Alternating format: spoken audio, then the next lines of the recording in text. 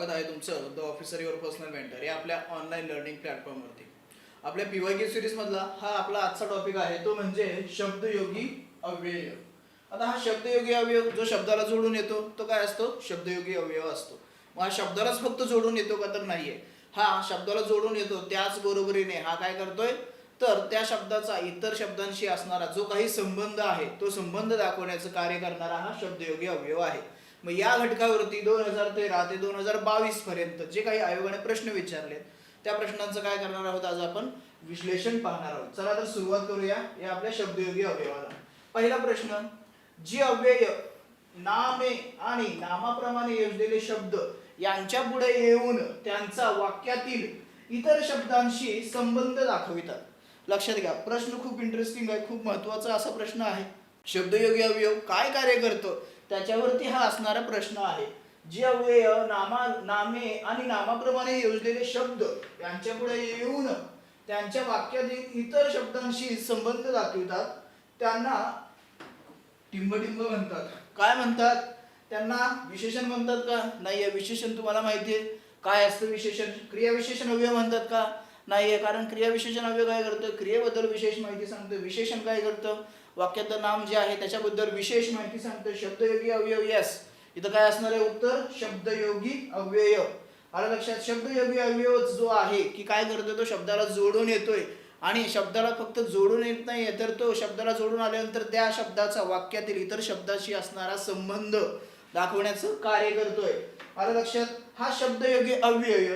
आणि त्यानंतर दुसरा आपला विभक्ती.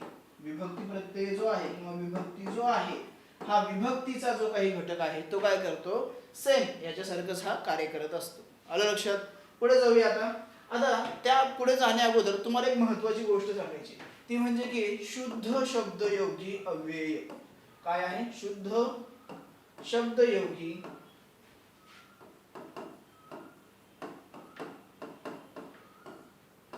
अव्यय हे काय असतं हो?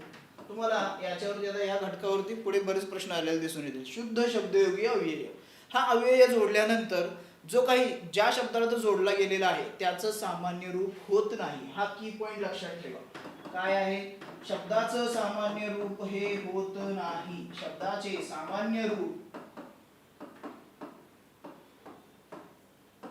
होत नाही, हा महत्वाचा मुद्दा आहे. मग आता हे तर माहिती झालं की याला शुद्ध शब्दयोगी अवयव कशामुळे म्हणतात, तर त्या जो कोणत्याही शब्दाला जोडून येतो त्या शब्दाचं सामान्य रूप होत नाही, म्हणून याला शुद्ध शब्दयोगी अव्यय असं म्हणलं जातं. मग याच्यामध्ये कोणकोणते शब्द? देखील आणि फक्त हे शब्द काय आहेत किंवा हे शब्दयोगी अवयव काय आहेत? तर हे आहेत आपले शुद्ध शब्दयोगी अव्यय. याच्यावरती आयोगाने बऱ्याचपैकी आपल्याला प्रश्न विचारलेले दिसून येतात, त्यामुळे हे तुम्हाला माहिती असणं गरजेचं आहे. शुद्ध शब्दयोगी अवयव का म्हणतो आपण याला? तर हा शब्दाला जोडून आल्यानंतर त्या शब्दाचं सामान्य रूप होत नाही, हे याचं विशेष आहे. याच्यामध्ये कोणते शब्द येतात? च, मात्र, ही, ना, पण, सुद्धा, देखील, फक्त.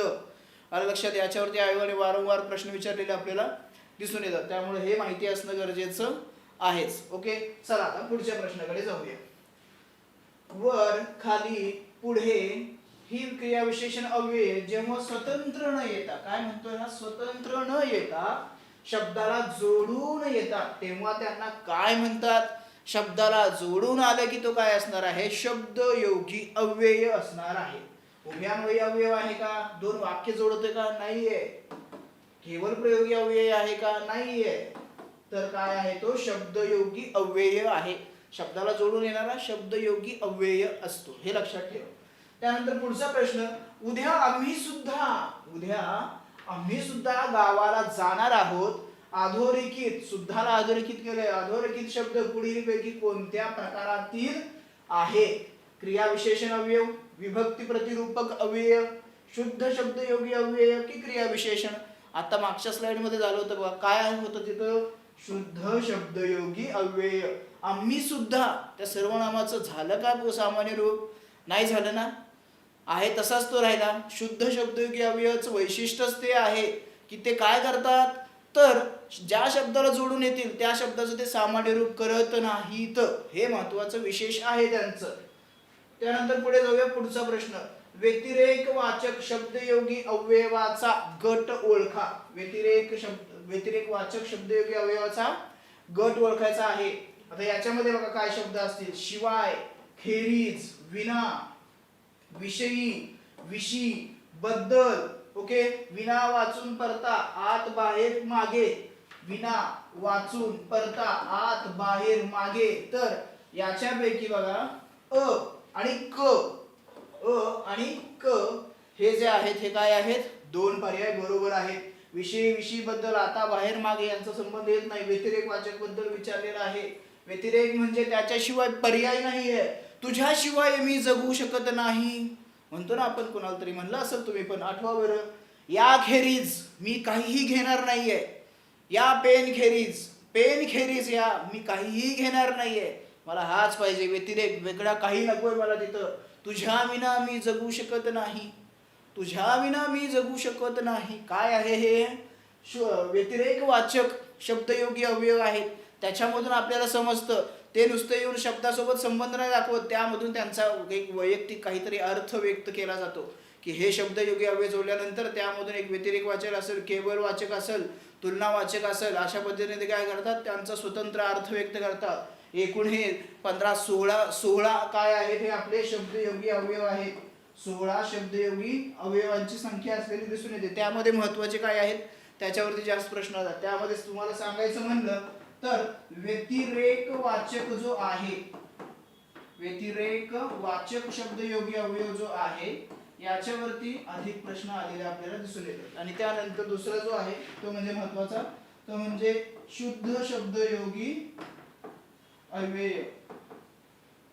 ओके. हे महत्वाचे दोन लक्षात ठेवणं गरजेचं आहे. आलं लक्षात. मग अ आणि क बरोबर म्हणून पर्याय क्रमांक 1 हे माझं काय असणार आहे, योग्य उत्तर असणार आहे. त्यानंतर पुढे जाऊया पुढचा प्रश्न. शब्दयोगी अव्यय.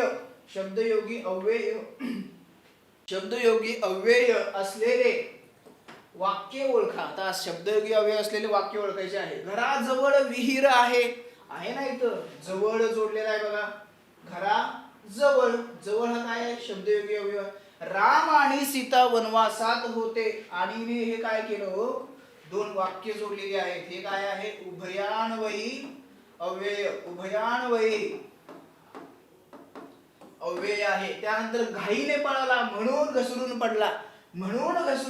हे देखील काय आहे आपलं उभयान्वयी अवयव आहे. प्रेमापुढे पैशाची किंमत नसते. काय वाक्य आहे बघा.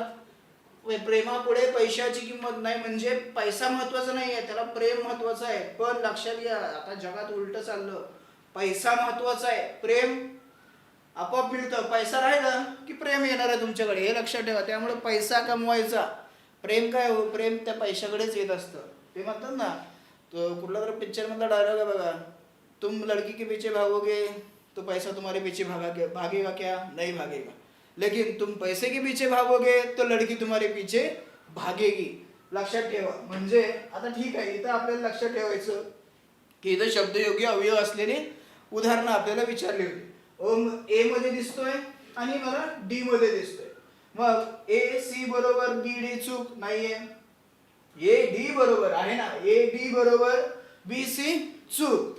ओके. म्हणजे पर्याय क्रमांक 2 हे आपलं काय असणार आहे इथं योग्य उत्तर असणार आहे. त्यानंतर पुढे पुढचा प्रश्न. शुद्ध शब्दयोगी अव्यय किंवा शुद्ध शब्दयोगी अवयवाचे अचूक उदाहरण कोणती. आता शुद्ध शब्दयोगी बघा. फक्त रामच काय रावण वध करू शकतो. शांतीचा संदेश महात्मा गांधीजींना सुद्धा सांगितला. तो अभ्यास करील, तूही अभ्यास कर. मला खाली बसणे आवडते. कुठे बसणे आवडते, खाली बसणे आवडते. हा खाली शब्द जो आहे इथं काय आहे क्रिया विशेषण अव्यय आहे. हा क्रिया विशेषण अव्यय आहे म्हणजे हा पर्याय तर नाहीये, पण या तिन्ही पर्यायामध्ये शुद्ध शब्दयोगी अव्यय आपल्याला दिसून येतो. आलं लक्षात. इथं सुद्धा आहे, इथं फक्त आहे आणि इथं ही आहे. ओके, म्हणजेच ए बी सी बरोबर आणि डी हा काय आहे, चुकीचा आहे. ओके, म्हणजेच पर्याय क्रमांक 3 हे आपलं काय असणार आहे, इथं योग्य उत्तर असेल ए बी सी बरोबर. आलं लक्षात.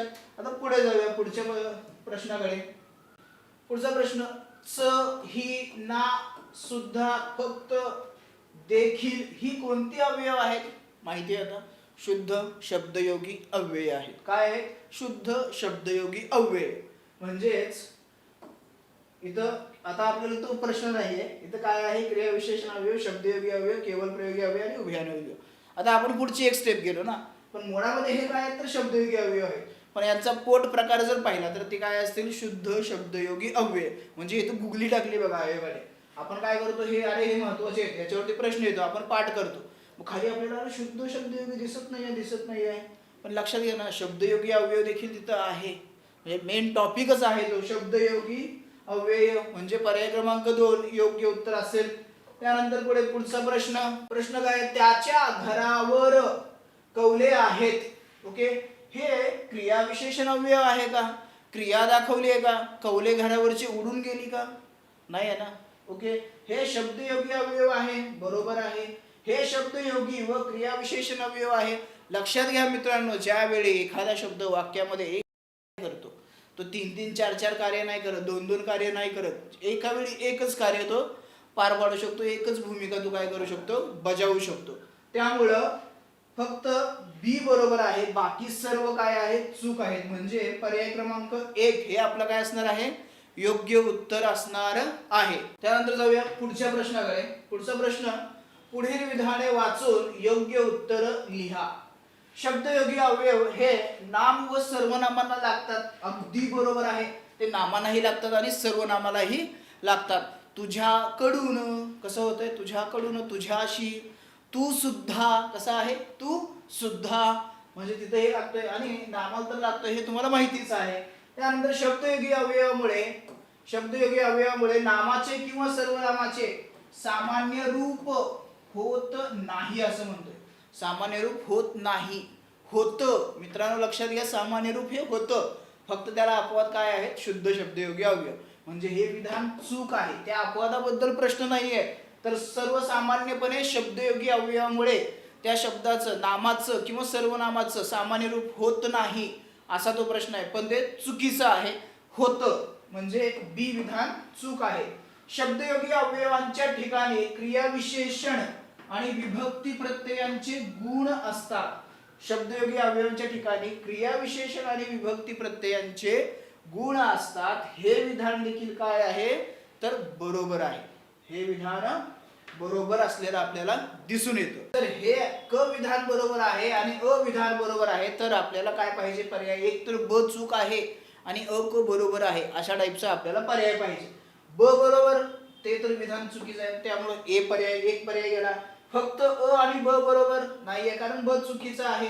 अ आणि क बरोबर, यस, पर्याय क्रमांक 3 योग्य असणार आहे, अ आणि क बरोबर. त्यानंतर पुढे जाऊया पुढचा प्रश्न. पुढील वाक्यातील शब्दयोगी अव्यय ओळखा. त्याची आई जाईच्या मांडवाखाली फुले वेचत होती. त्याची आई जाईच्या मांडवाखाली फुले वेचत होती. खाली हा काय आहे इथं, शब्दयोगी अव्यय आहे, पण च्या हा काय आहे इथं, विभक्ती प्रत्यय आहे. लक्षात घ्या फरक काय आहे यांचा. हे शब्दयोगी अव्यय म्हणजे खाली हा आपलं काय असेल, उत्तर असेल, पर्याय क्रमांक 4 हे इथं योग्य आहे. त्यानंतर पुढचा प्रश्न, पुढील शब्दयोगी अव्यय असलेले वाक्य कोणतं आहे. त्याला खालून कोणीतरी आवाज देत होते. कुठून देत होतं, खालून देत होतं.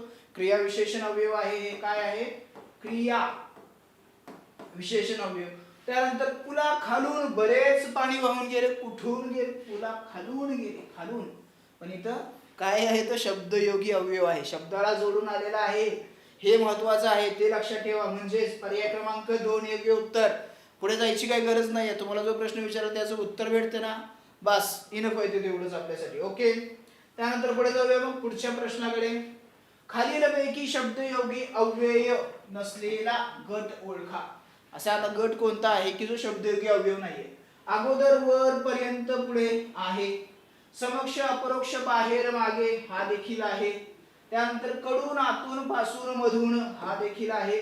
पण, बाकी, परंतु, परी हे नाहीये. हे काय आहे तर न्यूनत्व बोधक उभयान्वयी अवयव आहे.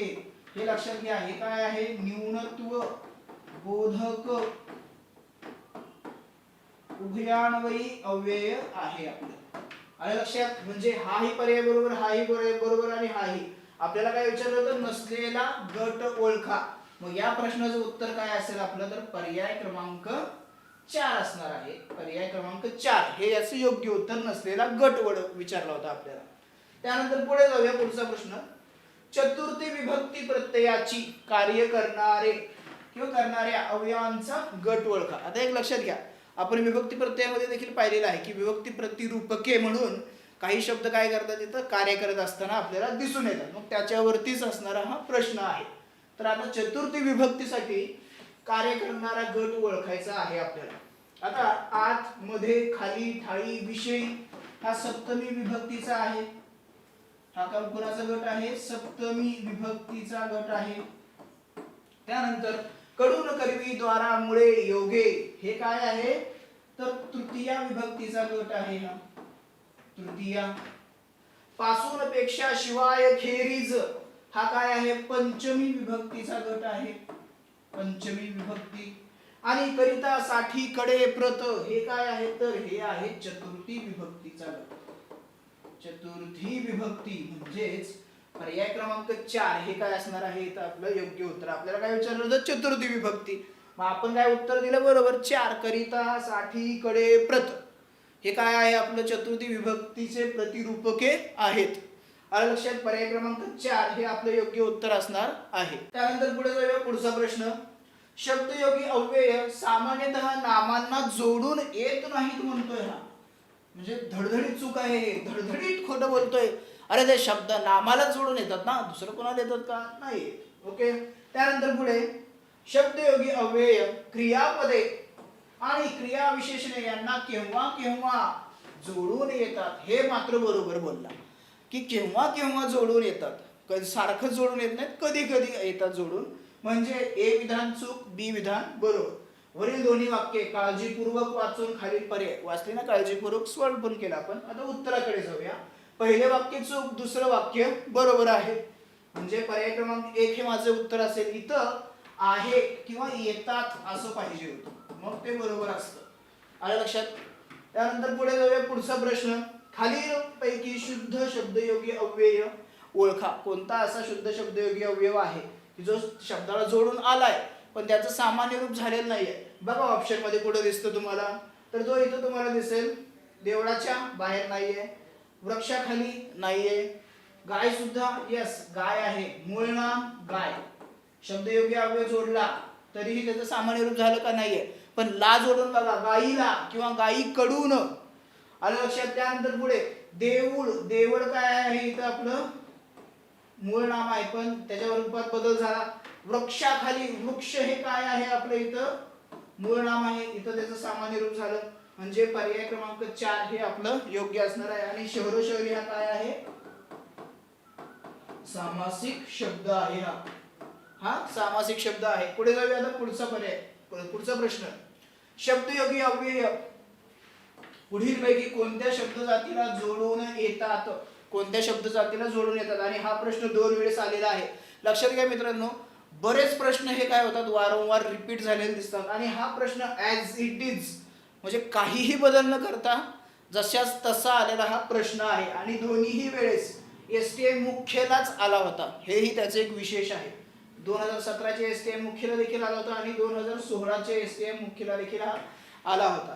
आता नामाला हे जोडून येतं, आपण आत्ताच पाहिलं मागच्याच प्रश्नामध्ये. क्रियापदालाही कधी कधी जोडून येतं, क्रियाविशेषणालाही कधी कधी जोडून येतं. म्हणजेच पर्याय क्रमांक 4 हे इथं आपलं योग्य उत्तर असणार आहे. कारण नामाला, क्रियापदाला आणि विशेषणाला या तिन्ही शब्द जातींना शब्दयोगी अवयव हा जोडून येतो.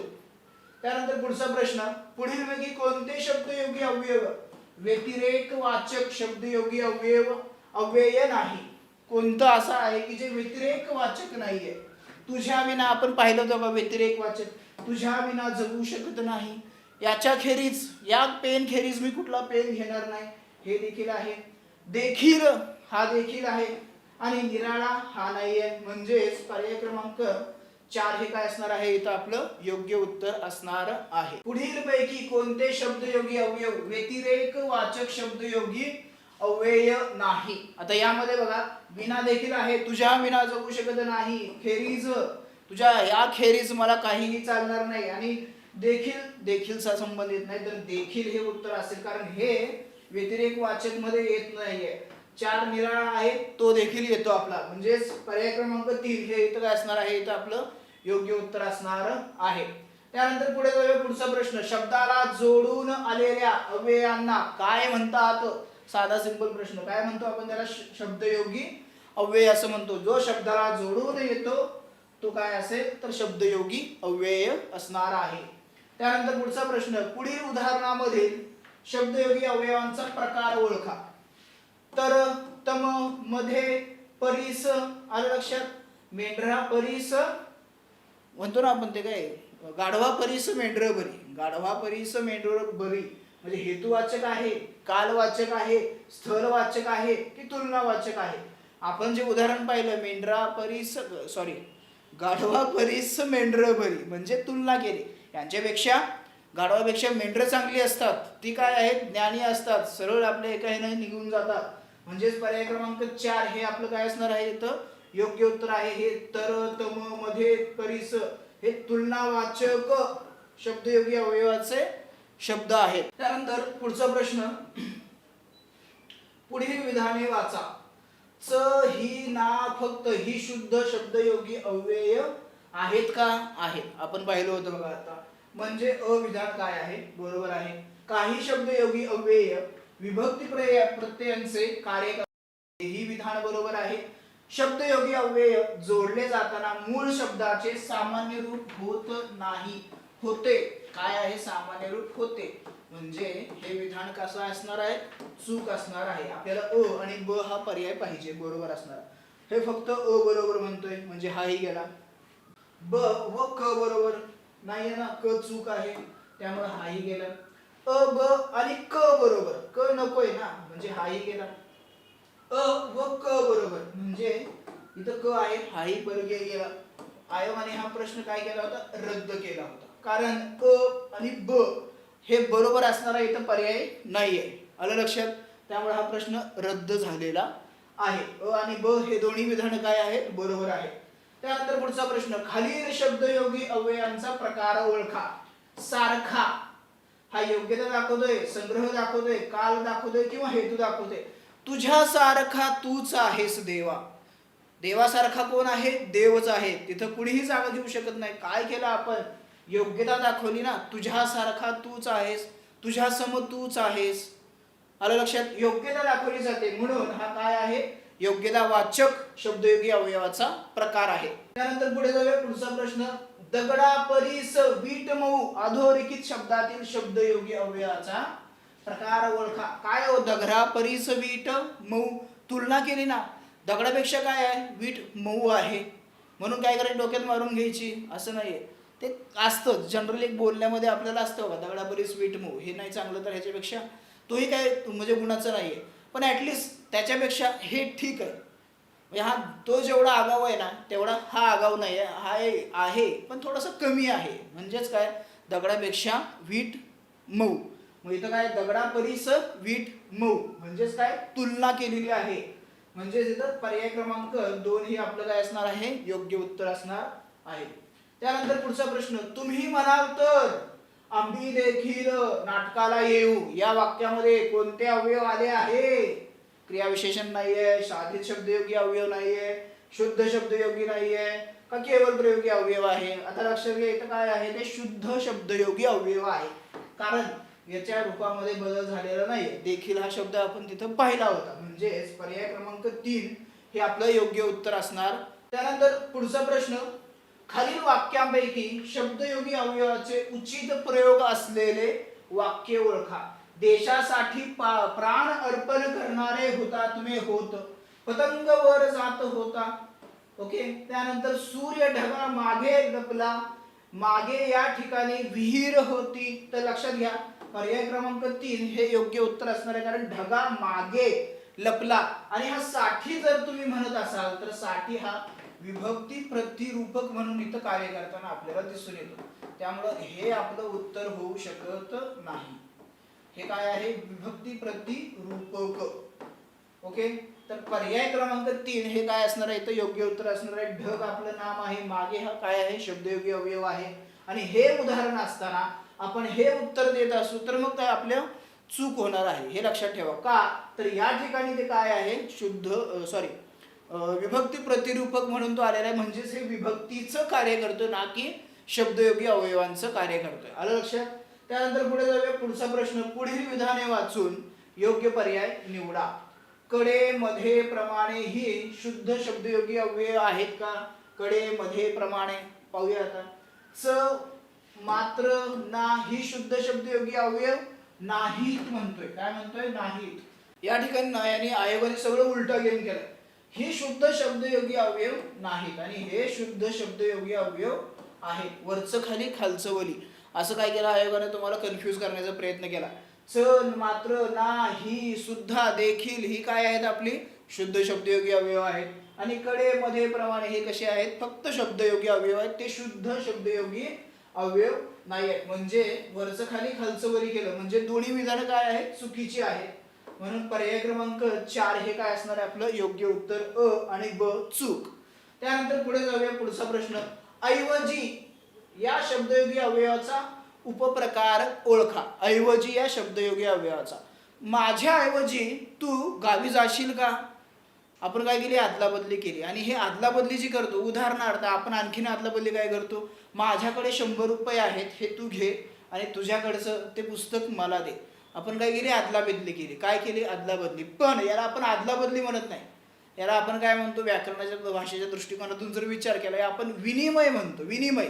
पूर्वीच्या काळी चालायचं बघा, वस्तू विनिमय असायचा. म्हणजे माझी वस्तू तू घे, तुझी वस्तू मला घे. माझ्याकडे असणारी वस्तू तुला गरजेची आहे, तुझ्याकडे असणारी वस्तू मला गरजेची आहे. विनिमय केला. मग ऐवजी, माझ्या ऐवजी तू गावी जाशील का? विनिमय आहे. मग हे काय असेल? तर विनिमय वाचक म्हणजेच पर्याय क्रमांक 4 योग्य असणार आहे. पर्याय क्रमांक 4 योग्य. त्यानंतर पुढे. त्याचे वागणे त्याच्या बोलण्याच्या बरोबर विरुद्ध होते. सभेतील मतदानाच्या वेळी तिने ठरावाविरुद्ध मतदान मत नोंदवले. विरुद्ध आणि विरुद्ध या दोन शब्दांविषयी असणारा हा प्रश्न आहे. या दोन्ही वाक्यातील अवयवे कोणती? पहिल्यात शब्दयोगी, दुसऱ्यात क्रियाविशेषण अवयव आहे? नाहीये, कारण खाली शब्दयोगी आहे, तो खाली इथे शब्दाला जोडून आलाय आणि वरती तो काय आहे? क्रियाविशेषण अवयव आहे. म्हणजेच पहिल्या वाक्यात क्रियाविशेषण अवयव, दुसऱ्या वाक्यात शब्दयोगी अवयव. पर्याय क्रमांक 2 हे आपलं काय असणार आहे? योग्य उत्तर असणार आहे. त्यानंतर पुढचा प्रश्न. पतंग झाडावर अडकला होता. पतंग वर जात होता. आता विधान नंबर 1 शब्दयोगी अवयवाचे उदाहरण आहे का?